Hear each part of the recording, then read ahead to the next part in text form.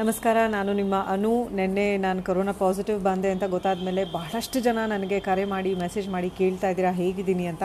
ನಾನು ಆರಾಮಾಗಿದ್ದೀನಿ, thank you very much. ನಾನು ಇವತ್ತು ನನ್ನ ಸೋಷಿಯಲ್ ಮೀಡಿಯಾ ಪ್ಲ್ಯಾಟ್ಫಾರ್ಮ್ಸಲ್ಲಿ ಒಂದು 2-3 ವಿಡಿಯೋಸ್ ಶೇರ್ ಮಾಡ್ಕೊಳಕ್ಕಿದ್ದೀನಿ. ಆ ವಿಡಿಯೋಸಲ್ಲಿ ಏನು ವಿಷಯಗಳು ನಾನು ಮಾತಾಡಬೇಕು ಅಂತಂದರೆ, ಒಂದು, ನಾನು ಪಾಸಿಟಿವ್ ಬಂದು ನನ್ನ ಫ್ಯಾಮಿಲಿ ಎಲ್ಲ ನೆಗೆಟಿವ್ ಹೇಗೆ ಬಂದಿದೆ ಅಂತ ಬಹಳ ಚೆನ್ನಾಗಿ ಕೇಳ್ತಾ ಇದ್ದೀರಾ. ಅದ್ರ ಬಗ್ಗೆ ನಾನು ನನ್ನ ಅನಿಸಿಕೆ ಏನಿರಬಹುದು ಕಾರಣ ಅಂತ ನಾನು ಹಂಚ್ಕೋತೀನಿ. ಹಾಗೆ ಅದರ ಜೊತೆಗೆ ಕೊರೋನಾ ಬಂದರೆ ಏನು ಮಾಡಬೇಕು ಅನ್ನೋದ್ರ ಬಗ್ಗೆ ನನ್ನ ಅಭಿಪ್ರಾಯನ ಹಂಚ್ಕೋತೀನಿ.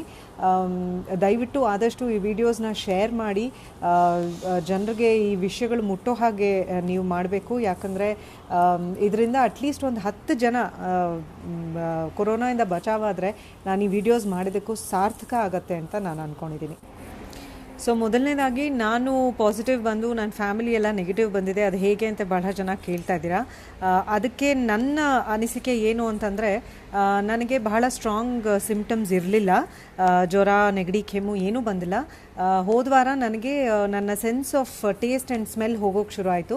ಅದು ಶುರು ಆಗಿದ್ದು ಕೂಡಲೇ ನನ್ನ ಅಕ್ಕ ಡಾಕ್ಟರ್ ನೀಲಾ ದೀಕ್ಷಿತ್ ಹುಬ್ಳಿನಲ್ಲಿ ಗೈನಕಾಲಜಿಸ್ಟ್ ಇದ್ದಾರೆ, ಅವ್ರಿಗೆ ಫೋನ್ ಮಾಡಿ ಹೇಳಿದೆ, ಅಕ್ಕ ಈ ಥರ ಆಗ್ತಿದೆ ಅಂತ.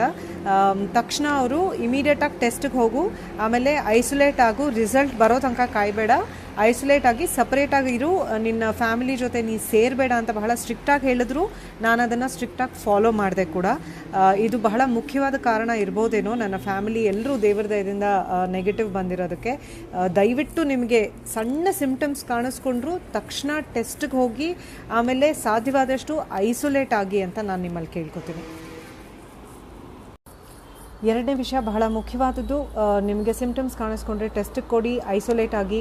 ನಿಮ್ಮ ಮನೆಯಲ್ಲಿ ಐಸೋಲೇಟ್ ಆಗೋಕ್ಕೆ ಅವಕಾಶ ಇಲ್ಲ ಅಂದರೆ ನನಗೆ ಅರ್ಥ ಆಗುತ್ತೆ, ಸರ್ಕಾರದಿಂದ ಕೋವಿಡ್ ಸೆಂಟರ್ಸ್ ಇದೆ, ಅಲ್ಲಿ ಹೋಗಿ ಐಸೋಲೇಟ್ ಆಗಿ. ಆಮೇಲೆ ನಿಮ್ಮ ರಿಸಲ್ಟ್ ಬರೋ ತನಕ ಚಿಕಿತ್ಸೆ ಪಡೆಯೋಕ್ಕೆ ದಯವಿಟ್ಟು ಕಾಯಬೇಡಿ. ನಿಮ್ಮ ಸಿಮ್ಟಮ್ಸ್ ಏನಿದೆ ತಕ್ಷಣ ಒಬ್ಬ ಫಿಸಿಷಿಯನ್, ಒಬ್ಬ ಡಾಕ್ಟ್ರ್, ಇಷ್ಟು ಹೆಲ್ಪ್ಲೈನ್ ನಂಬರ್ಸ್ ಇದೆ, ಎಲ್ಲೋ ಒಂದು ಕಡೆ ಒಂದು ಡಾಕ್ಟ್ರನ್ನ ಕಾಂಟ್ಯಾಕ್ಟ್ ಮಾಡಿ ಈ ಥರ ನನಗೆ ಸಿಮ್ಟಮ್ಸ್ ಆಗ್ತಿದೆ ಅಂತ ಹೇಳಿ ಅದಕ್ಕೆ ಟ್ರೀಟ್ಮೆಂಟ್ ಶುರು ಮಾಡ್ಕೊಳ್ಳಿ. ಯಾಕಂದರೆ ಮೊದಲನೇ 4-5 ದಿನ 6 ದಿನ ಬಹಳ ಕ್ರೂಷಿಯಲ್ ಆಗುತ್ತೆ. ಆ ಟೈಮಲ್ಲಿ ಒಬ್ಬ ವೈದ್ಯನ ಒಂದು ಮಾನಿಟ್ರಿಂಗ್ ನಮಗೆ ಬೇಕಾಗುತ್ತೆ, ನಮ್ಮ pulse rate, oxygen level, BP ಎಲ್ಲ ಚೆಕ್ ಮಾಡೋಕ್ಕೆ. ಸೊ ದಯವಿಟ್ಟು ಇಮಿಡಿಯೇಟಾಗಿ ನಿಮ್ಮ ಸಿಮ್ಟಮ್ಸ್ನ ಟ್ರೀಟ್ ಮಾಡ್ಕೊಳ್ಳೋಕೆ ಶುರು ಮಾಡಿ. ನಿಮ್ಮ ರಿಸಲ್ಟ್ಸ್ಗೋಸ್ಕರ ಕಾಯಬೇಡಿ. ಗೌರ್ಮೆಂಟ್ ತನ್ನ ಮಿತಿ ಮೀರಿ ಕೆಲಸ ಮಾಡ್ತಿದೆ, ಎಲ್ಲ ಡಿಪಾರ್ಟ್ಮೆಂಟ್ಸು ಚೋಕ್ ಆಗಿಬಿಟ್ಟಿದೆ. ಇಂಥದ್ರಲ್ಲಿ ನೀವು ಸೀರಿಯಸ್ ಆಗಿ ಆಕ್ಸಿಜನ್ ಬೇಕು, ಹಾಸ್ಪಿಟಲ್ ಬೇಕು ಅಂತೆಲ್ಲ ಅಂದರೆ ತುಂಬ ಕಷ್ಟ ಆಗುತ್ತೆ. ಸೊ ದಯವಿಟ್ಟು ನಿಮ್ಮ ರಿಸಲ್ಟ್ಗೆ ವೇಟ್ ಮಾಡದೆ ಟ್ರೀಟ್ಮೆಂಟ್ನ ಶುರು ಮಾಡ್ಕೊ. ಈ ಮಾಹಿತಿ ನಿಮಗೆ ಇಷ್ಟ ಆದರೆ ಕೋಸ್ಟಲ್ ಕನ್ನಡ ಪೇಜ್ಗೆ ವಿಸಿಟ್ ಮಾಡಿ, ಸಬ್ಸ್ಕ್ರೈಬ್ ಬಟನ್ಗೆ ಕ್ಲಿಕ್ ಮಾಡಿ.